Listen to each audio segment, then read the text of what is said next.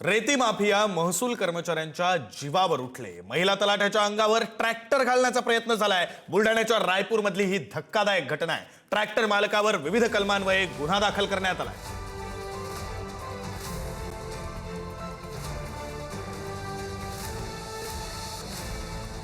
महिला तलाठ्याच्या अंगावर ट्रॅक्टर घालण्याचा प्रयत्न झालेला आहे। हे सगळे रेती माफिया आहेत जे आता महसूल कर्मचाऱ्यांच्या महसूल अधिकाऱ्यांच्या जीवावर उठलेले आहेत। महिला तलाठ्याच्या अंगावर ट्रॅक्टर घालण्याचा प्रयत्न झालेला आहे। विविध कलमांन्वये आता गुन्हा दाखल करण्यात आलेला आहे। आपण काही दृश्य पाहतोय, या दृश्यांमध्ये आपण पाहू शकतो रेतीची वाहतूक कशा प्रकारे केली जाते।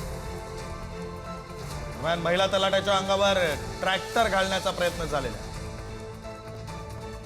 आपले प्रतिनिधी संदीप आपल्या सोबत आहेत, अधिकचे तपशील ते देतील। संदीप, विक्रांत, खरं तर बुलढाणा जिल्ह्यामध्ये मोठ्या प्रमाणात अवैध रेतीची वाहतूक जी आहे ते सुरू आहे। यावर वारंवार पोलीस असतील, महसूल विभाग असेल कारवाई करताना दिसतंय। मात्र आता या रेती माफियांची मुजोरी हिंमता एवढ्या मोठ्या प्रमाणात वाढली की त्यामुळे पोलीस असतील, महसूल विभागाचे अधिकारी कर्मचारी असतील यांच्या जीवावर आता बेतल्यात आपल्याला पाहायला मिळतंय। आणि असाच एक धक्कादायक प्रकार सध्या रायपूरमध्ये घडलेला आहे। खरं तरी महिला तलाट्यांना एका ट्रॅक्टरमधून अवैधपणे रेतीची वाहतूक करताना आढळलं होतं। त्यामुळे त्या महिलेने कारवाई संदर्भात त्या ट्रॅक्टर चालकाला थांबवण्याचा प्रयत्न केला। मात्र या ट्रॅक्टर चालकाने थेट त्या तलाठी महिला कर्मचाऱ्याच्या अंगावर ट्रॅक्टर घालून त्या ठिकाणाहून पलायन केलेलं आहे। या संदर्भात जे आहे या तलाठी महिलेने रायपूर पोलीस ठाण्यात जे आहे तक्रार दाखल केली आणि विविध कलमांमुळे या ट्रॅक्टर चालकावर जे आहे गुन्हा दाखल करण्यात आलाय। मात्र या एकंदरीत घटनेवरून या रेती माफियांची मुजोरी किती वाढलेली आहे हे या प्रकरणावरून लक्षात येत आहे आणि यावर आता प्रशासनाने कठोर कारवाई करण्याची गरज जी आहे निर्माण झालेली आहे।